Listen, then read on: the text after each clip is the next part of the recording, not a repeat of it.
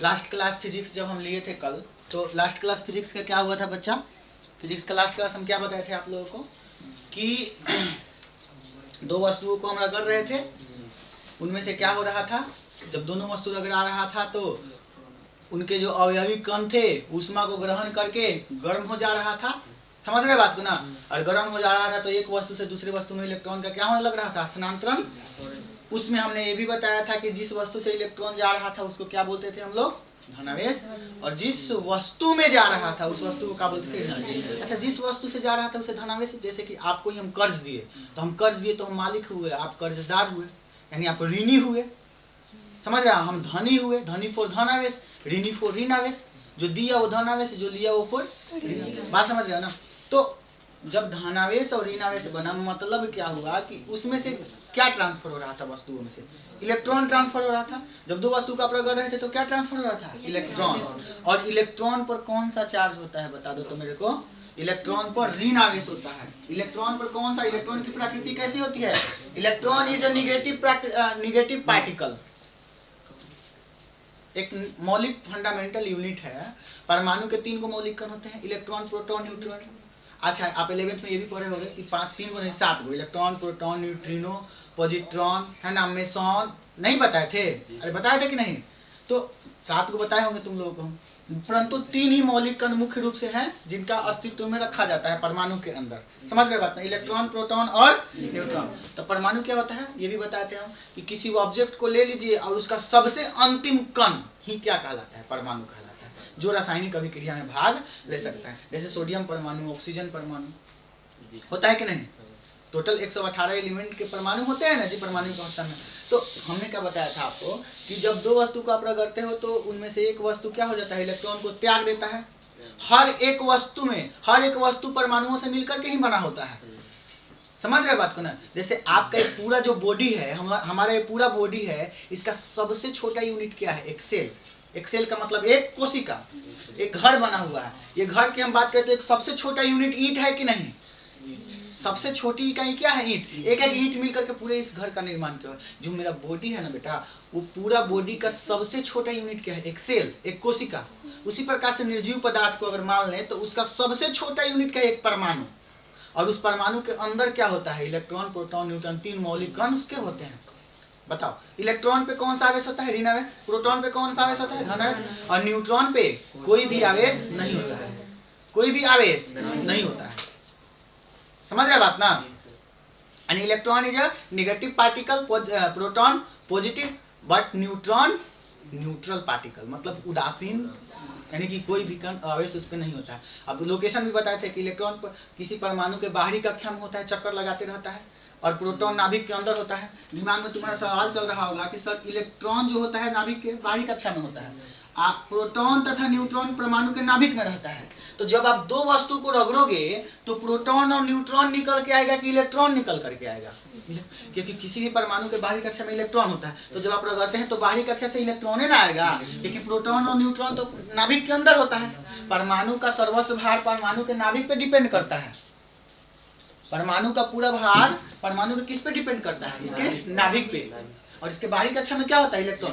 तो जब आप दो वस्तुओं को रगड़, कोई क्वेश्चन ये भी कर सकता है कि दो वस्तु को रगड़ने पर इलेक्ट्रॉन ही क्यों स्थानांतरित होता है, प्रोटॉन और न्यूट्रॉन क्यों नहीं। क्योंकि इलेक्ट्रॉन परमाणु के नाभिक के बाहरी सेल्स में होते हैं, उनके बाहरी कक्षाओं में क्या होते हैं, वृत्तीय कक्षा में चक्कर लगाते हैं। रदरफोर्ड वाला हम बताए होंगे आप लोगों को, परमाणु मॉडल में 250 को दूर करते हुए उन्होंने बताया। फिर हाइड्रोजन स्पेक्ट्रम आप पढ़े होंगे।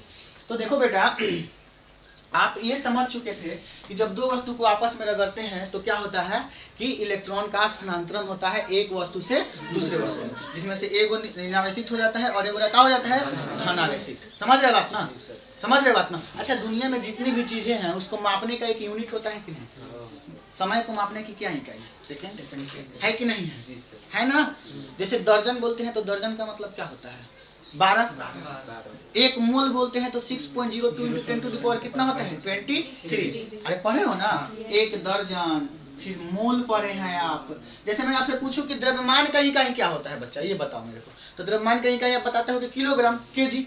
मास को कौन चीज में मापते हैं, केजी में मापते हैं। समय को कौन चीज में मापते हैं, सेकेंड में मापते हैं। विद्युत धारा को कौन चीज में मापते हैं, एम्पियर में मापते हैं। तो हर चीज को मापने का तरीका है ना। तो मैं क्या बोल रहा हूँ कि आवेश जब किसी एक वस्तु का गुण है, जब वस्तु को रगड़ रहे हो तो आवेशित हो रहा है, वो धनावेश है कि ऋणावेश। तो आवेश को कौन चीज में मापा जाता है, किस चीज में, किस यूनिट में आवेश को मापा जाता है। तो आवेश को मापने की इकाई क्या होती है, कूलॉम।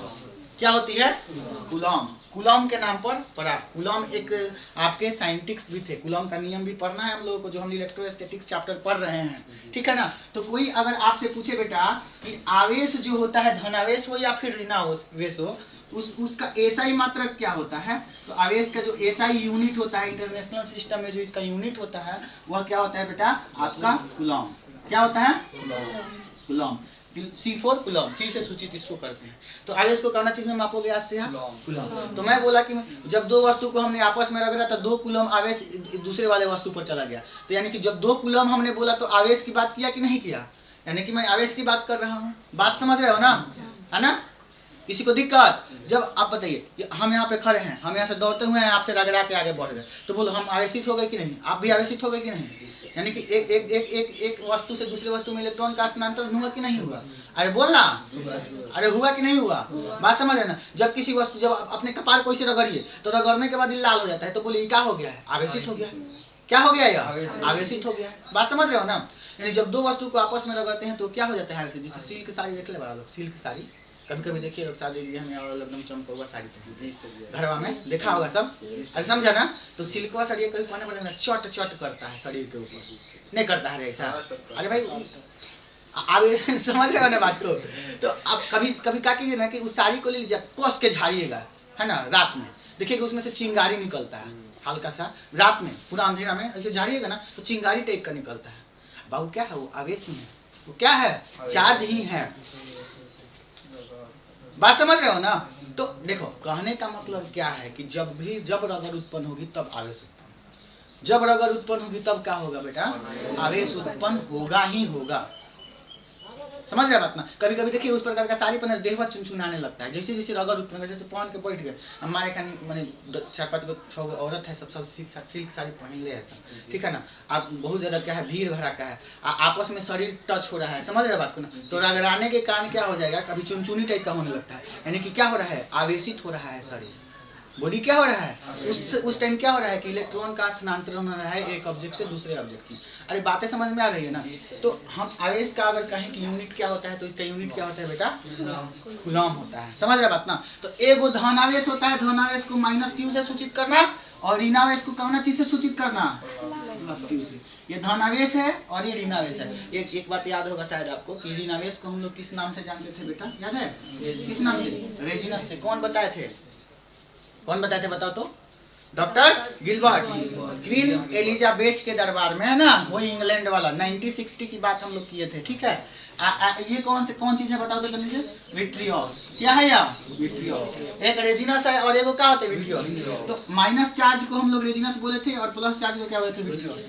बात समझ में आ रहा है ना। दुनिया में सारी वस्तुएं, हर एक वस्तु को रगड़ने पर, कहीं ना कहीं उसमें चार्ज का गुण होता है। समझ रहे बात को ना। तो अब अगर बात करें कि ये माइनस चार्ज है और ये प्लस चार्ज है, बात समझे। हम थोड़ा सा इसके गुण का अध्ययन करना चाहते हैं। तो जब भी याद करना, माइनस चार्ज को अगर माइनस चार्ज के नजदीक लाते हो तो इसमें बबुआ होता है हेट, एक दूसरे के दुश्मन होते हैं, दुश्मन। समान आवेश एक दूसरे के क्या होते हैं, दुश्मन। समझ रहे बात ना, एनिमी। समान आवेश एक दूसरे का क्या होता है, इनेमी। जैसे हम +q और +q को नजदीक रहेगा, बताओ एक दूसरे का दुश्मन है कि दोस्त है, दुश्मन है, यानी कि इनेमी है। जब भी समान चार्ज को नजदीक लाते हो तो वो एक दूसरे का हेट करते हैं, मतलब हेटर होते हैं, मतलब एक दूसरे से नफरत करते हैं। तो मतलब क्या हुआ कि एक दूसरे को से दूर भागेंगे कि एक दूसरे से नजदीक आएंगे, दूर भागेंगे। यानी कि समान आवेश में जो है वह आकर्षण का गुण दिखा रहा है कि प्रतिकर्षण का गुण दिखा रहा है, अरे बोलना, प्रतिकर्षण का गुण। यानी कि समान आवेश एक दूसरे को क्या करते हैं बेटा, प्रतिकर्षण करते हैं। प्रतिकर्षण मतलब रिपल्ट, क्या करते हैं बबुआ, रिपल, यानी रिपल्सन होता है इनमें, है ना। समान आवेश एक दूसरे को क्या करते हैं, रिपल्सन, एक दूसरे में रिपल्सन का गुण होता है, यानी माइनस माइनस आवेश एक दूसरे को आकर्षण करेगा कि प्रतिकर्षण करेगा, बताओ, प्रतिकर्षण। प्लस प्लस आवेश एक दूसरे को आकर्षण करेगा कि प्रतिकर्षण। लेकिन यह विपरीत प्रकृति के आवेश लाइएगा, ये प्लस है या ये क्या होता है, माइनस है, तो एक दूसरे में बबुआ एक दूसरे के लभर होते हैं, लभर, समझ रहे बात को ना, एक दूसरे के क्या होते हैं, विपरीत आवेश एक दूसरे का लवर होता है। लवर का मतलब एक दूसरे के प्रति आकर्षित होते हैं, मतलब विपरीत आवेश में, विपरीत आवेश एक दूसरे को बोलिए क्या करते हैं भाई साहब, आकर्षित करते हैं। विपरीत प्रकृति का आवेश एक दूसरे को क्या करता है, आकर्षित करता है।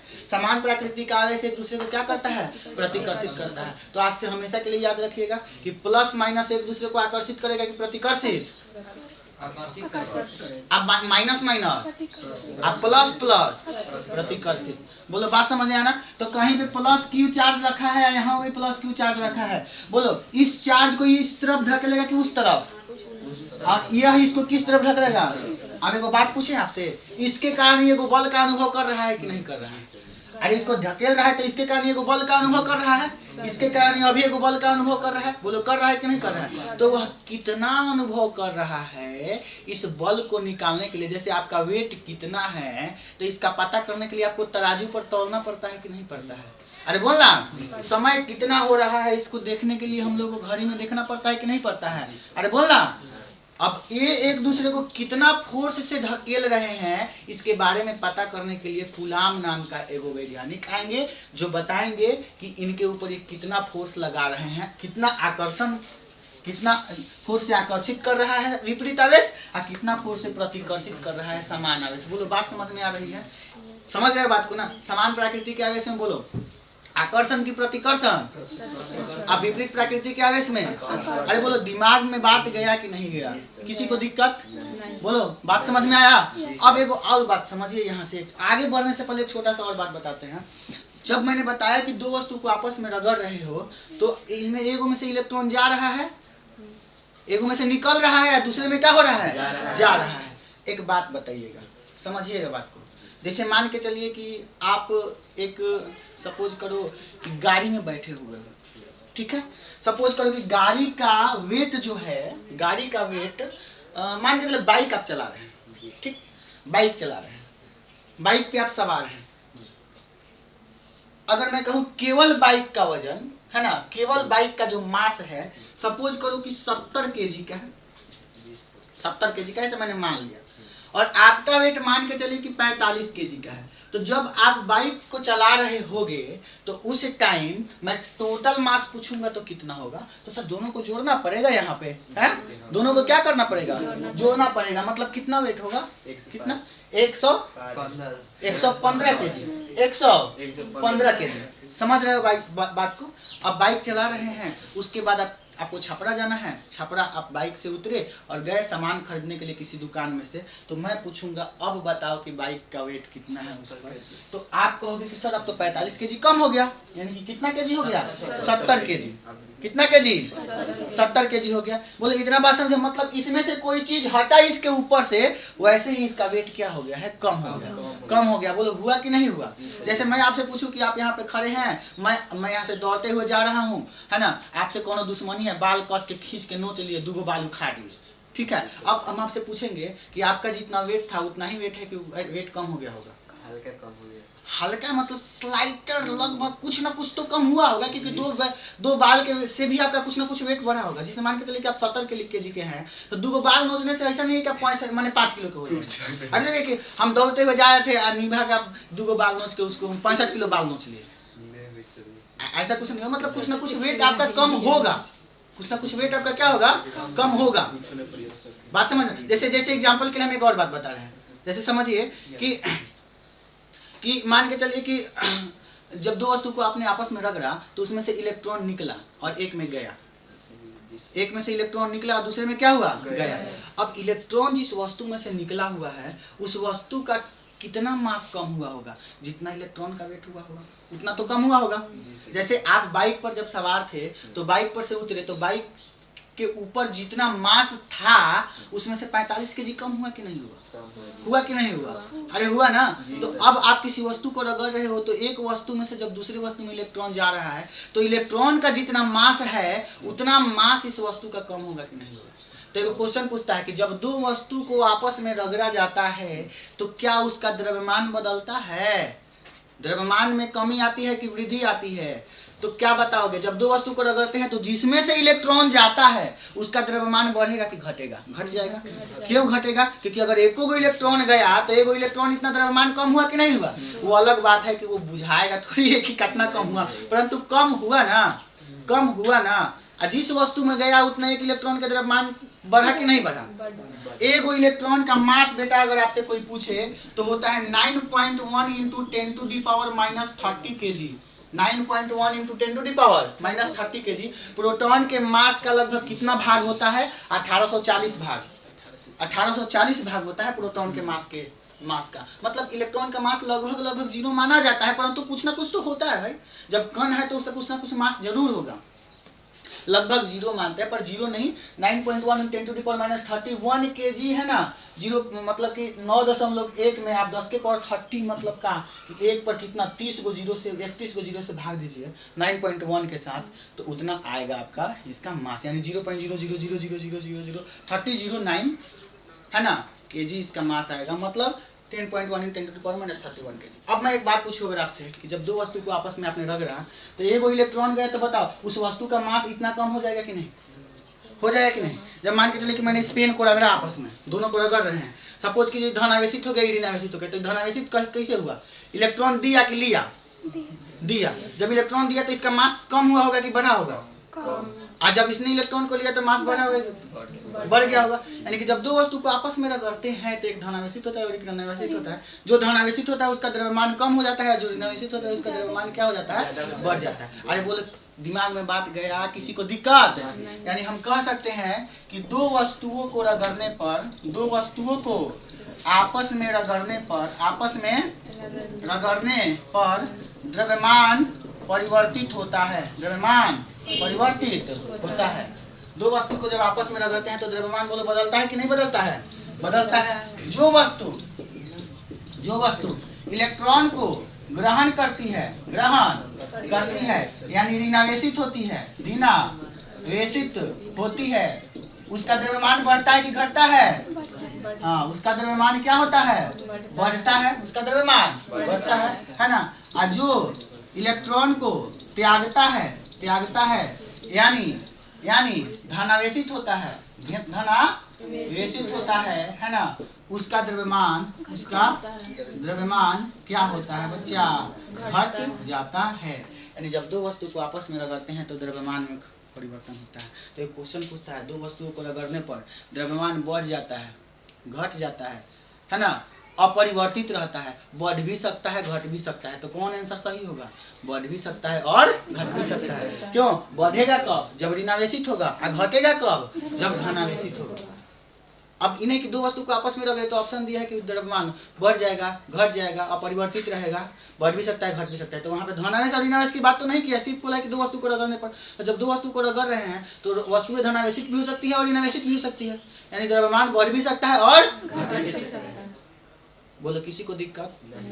बात समझ में आया? यानी कि जब दो वस्तु को आपस में रगड़ते हैं तो द्रव्यमान परिवर्तन होता है ना। डिपेंड करता है कि वो वस्तु धनावेशित हो रही है कि ऋणावेशित हो रही है। अगर आपको कहीं दिक्कत है तो बताइए जल्दी से। किसी को कोई प्रॉब्लम है ना? क्यों? जब भी कोई चीज, जब से हम हवाई जहाज पर उड़ रहे हैं है ना, हवाई जहाज पर बैठे हुए हैं कहीं जाने के लिए, ठीक है, हमारा उसमें कोनो दुश्मन है, जहाज पर से हमको ढकेल दिया। अब मान के चलिए कि हम 65 kg के हैं, तो हम 65 kg के हैं, तो हवाई जहाज में से जब हमको ढकेला, फेंका, तो एगो बात बताइएगा मेरे को प्यार से कि हम 65 किलो वजन छोड़ के आएंगे कि अपन वजन वाले नहीं आएंगे? तो मैं धकेल दिया, हम बोले कि 65 किलो वजन हमारा रख लो, हम अब जा रहे हैं नीचे, हम अपना वजन लेके आएंगे साथ में। तो बोलो हवाई जहाज में से कितना वजन कम हो गया है? 65 किलो। तो उसी प्रकार से जब दो वस्तु को रगड़ते हैं तो इनमें से इलेक्ट्रॉन निकला, जैसे कि मान के चलिए हम हवाई जहाज का एगो इलेक्ट्रॉन थे, तो जैसे ही हम निकले तो 65 किलो कम हो गया। और सही मान के चलिए कि वस्तु में है, मान के चलिए कि नीतीश है जो इलेक्ट्रॉन है, है ना। अभी रगड़े तो इसमें से इलेक्ट्रॉन निकला, तो इलेक्ट्रॉन के मास इतना, इसका वजन कम हुआ कि नहीं हुआ? इस बारे बोलना, बात समझे? तो यहाँ तक किसी को दिक्कत, बात समझे ना? चलिए, इतना में किसी को प्रॉब्लम है तो बताओ। अब देखो, इसके बाद जब आप समझ चुके हो कि धनावेश कैसे बनेगा, ऋणावेश कैसे बनेगा, तो इसके बाद जो चैप्टर का मेन बात है बाबू, आपका विद्युत क्षेत्र। विद्युत क्षेत्र का मतलब क्या होता है?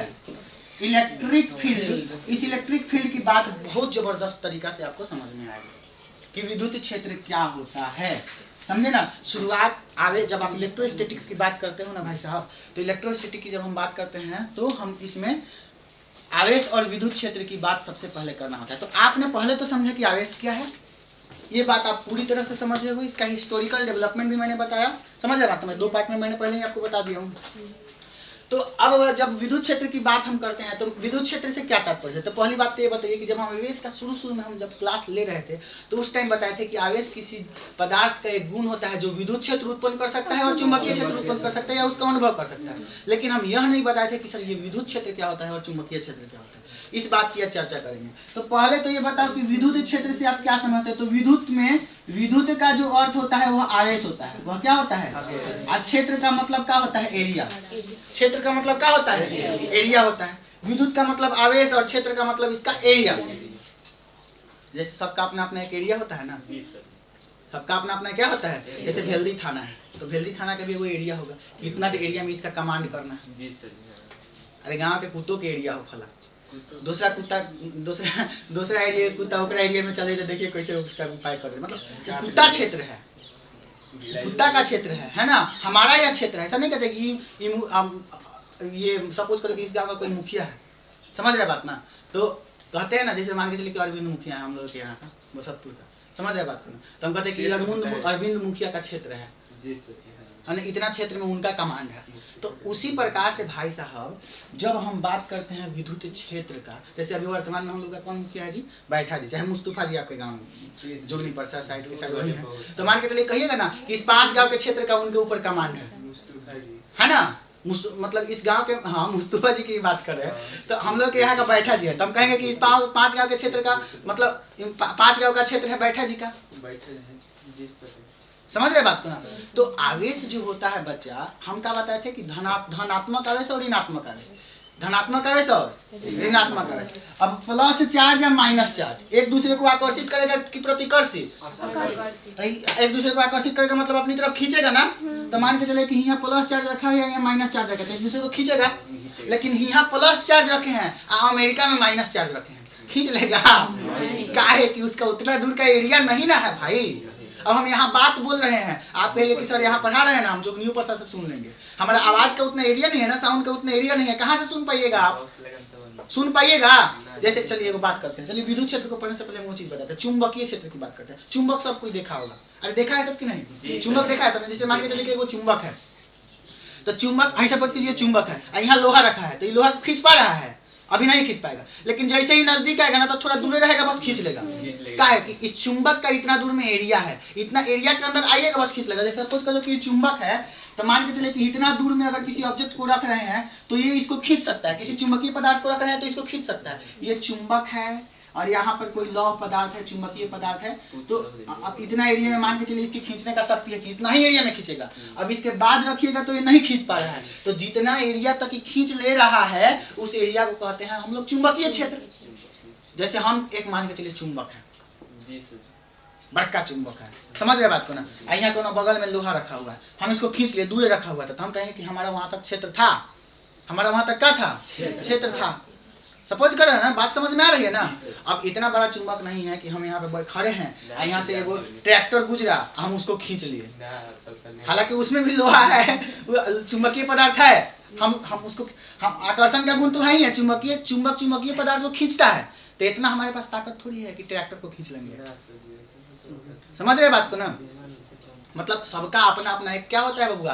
एफिशिएंसी होता है। मैंने क्या बताया था, हम तुमको तभी खींच सकते हैं, चाहे कोई पदार्थ तुमको तभी खींच सकता है जब फोर्स तुम्हारे वजन से ज्यादा लगा है। जितना वजन तुम्हारा है ना, उससे ज्यादा जब तक फोर्स नहीं लगा रहे हैं तब तक हम तुमको नहीं। जैसे हम में और तुम में बोलो, गुरुत्वाकर्षण का भी प्रॉपर्टी है ना, हम तुमको अभी गुरुत्वाकर्षण बल तुम्हारे ऊपर लगा रहे हैं ना, लेकिन क्या तुमको हम खींच पा रहे हैं? क्यों? क्योंकि तुम्हारे वेट के इतना हम फोर्स नहीं लगा पा रहे हैं। उसी प्रकार से मान के चलिए कि हम चुंबक हैं, अब चुंबकीय बल हमारे पास है, जब हम चुंबक है तो हम चुंबकीय पदार्थ को खींच सकते हैं, है ना। प्लेटफॉर्म पर खड़ा है, ट्रेन गुजरा, मान लीजिए अमरपाली एक्सप्रेस जा रही है, तो ऐसा उसमें मान के चलिए कि 5000 लोग बैठे हैं ट्रेन में, हम यहाँ पटरी पर बगल में प्लेटफॉर्म पर खड़ा है, तो हम एक चुंबक है मान लीजिए, है ना, तो हम क्या ट्रेन को थोड़ी खींच लेंगे? ट्रेन में लोहा है कि नहीं, चुंबकीय पदार्थ है कि नहीं, लेकिन हम क्यों नहीं खींच पा रहे हैं उसको? हम चुंबक है तो क्यों नहीं खींच पा रहे हैं? क्योंकि हम जो उसके क्या हम बल उस पर नहीं लगा रहे हैं? बल लगा रहे हैं कि नहीं? लगा रहे हैं, लेकिन वह बल हमारा जो लग रहा है कितना कम है उससे, उसके वजन से क्या है? कम। अगर उसके वजन से हमारा बल ज्यादा जिस दिन हो जाता, पूरा ट्रेन के खींच लेते एकदम हम यहीं से। समझ रहे बात को ना? अरे बात समझ में आ रही है ना?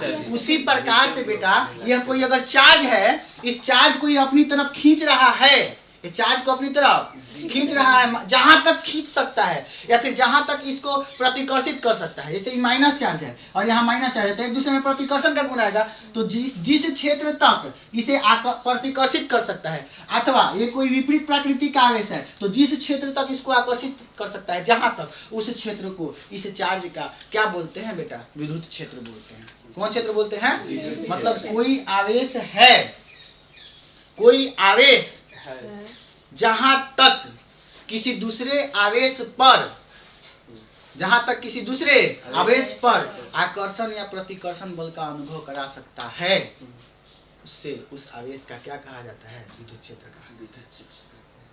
उसे उस क्षेत्र को क्या कहते हैं बच्चा? विद्युत क्षेत्र कहते हैं। समझ रहे बात को ना?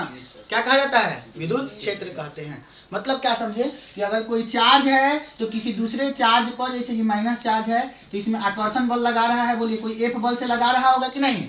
लगा रहा होगा ना। अथवा कोई प्लस चार्ज है या यहाँ भी प्लस चार्ज है, तो बोलो यहाँ पे कौन सा बल लग रहा होगा? आकर्षण की प्रतिकर्षण?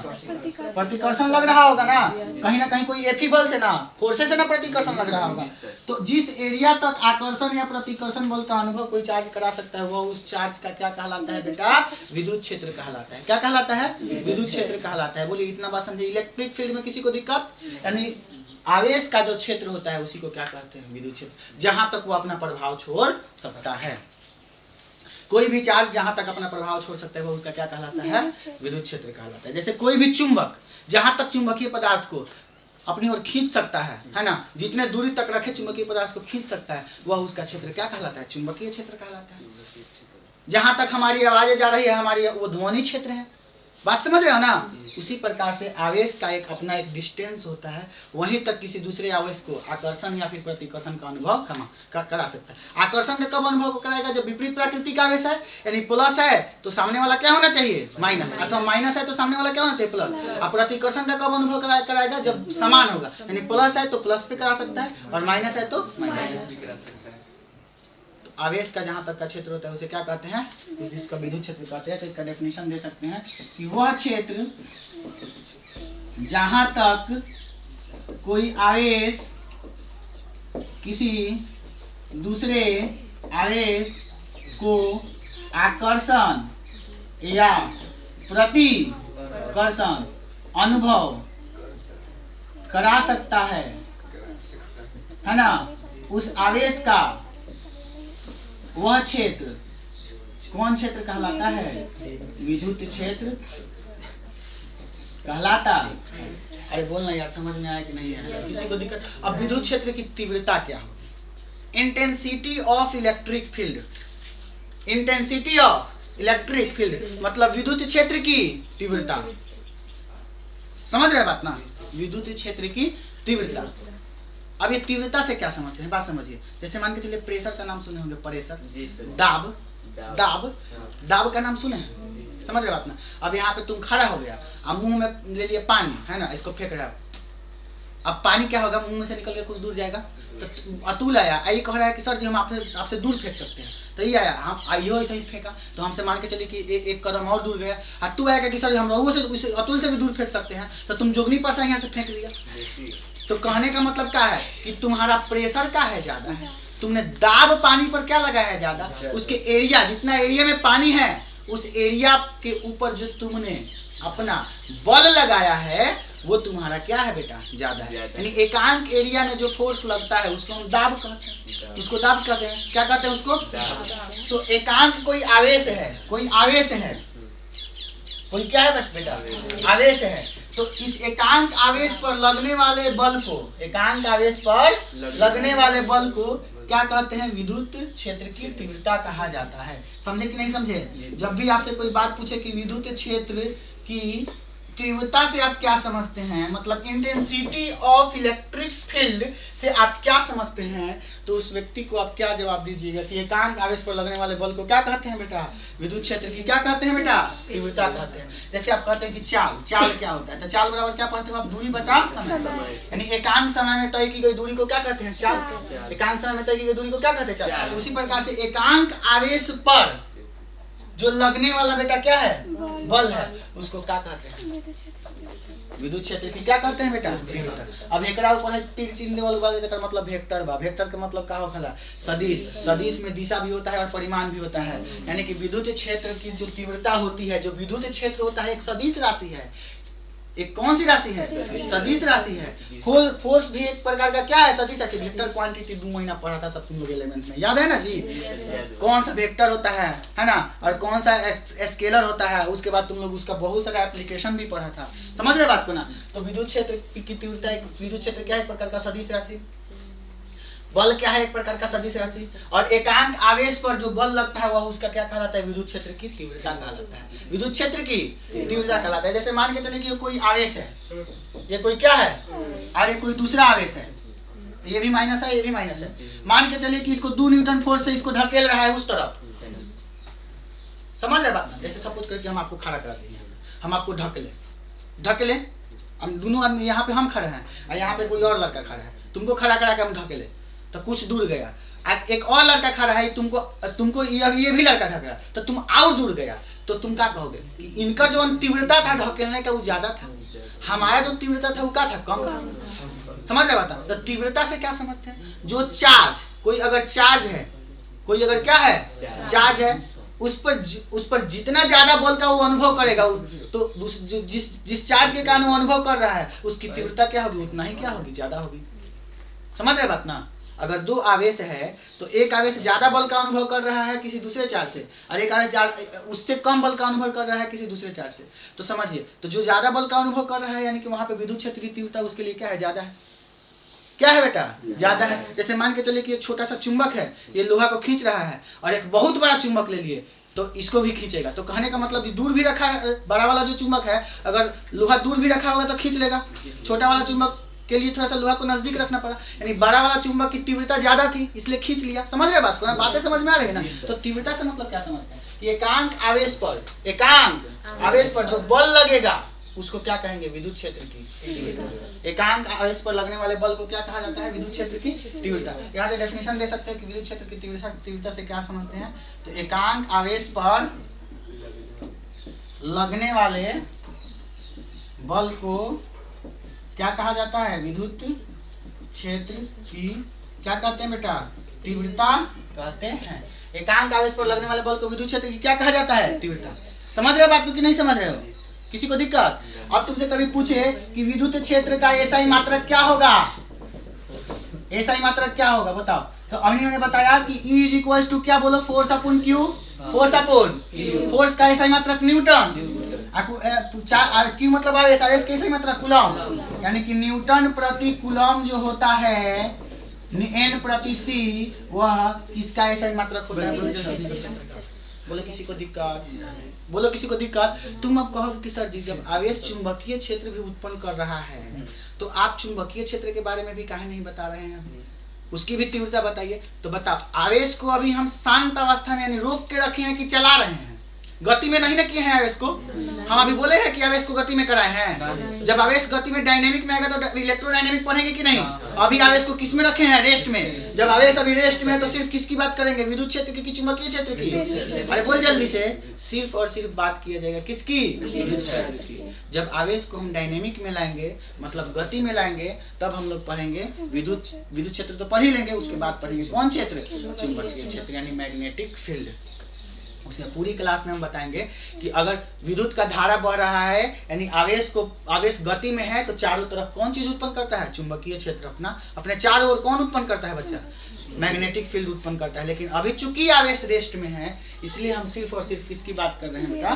विद्युत क्षेत्र की बात कर रहे हैं। बोलो इतना में किसी को किसी प्रकार का समस्या है तो जल्दी से बताओ और नहीं तो जल्दी से नोट डाउन करो, ठीक है।